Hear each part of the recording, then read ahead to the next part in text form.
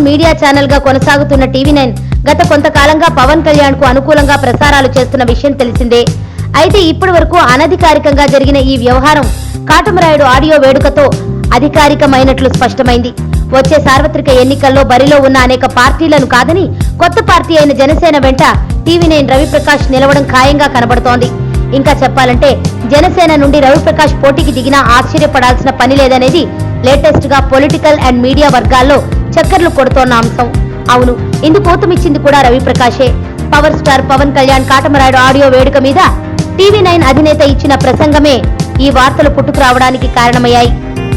సినీ వేదిక మీద పవన్ రాజకీయ జీవితం గురించి మాట్లాడుతూ గత ఎన్నికల్లో పవన్ చేసిన సాయానికి సాధారణంగా ఏ రాజకీయ నేత అయినా గానీ ఏ మంత్రి పదవి దక్కించుకోవడమో లేక వ్యక్తిగతంగా ఆస్తులు కూడబెట్టుకునే వ్యవహారాలు చేయడమో చేసేవారు.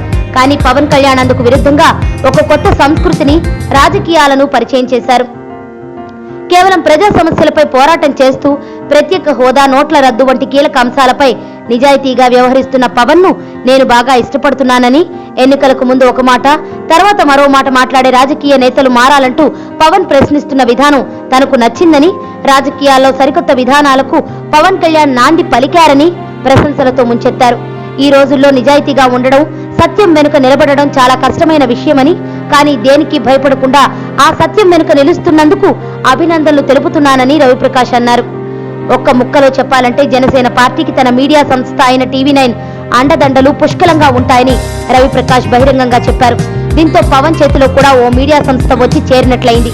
దీనిని పవన్ రాజకీయ ప్రచారానికి వినియోగించుకున్నా లేకున్నా రాబోతున్న కాలంలో జనసేన గురించి టీవీ9 లో పాజిటివ్ కథనాలు రావడం అయితే స్పష్టం.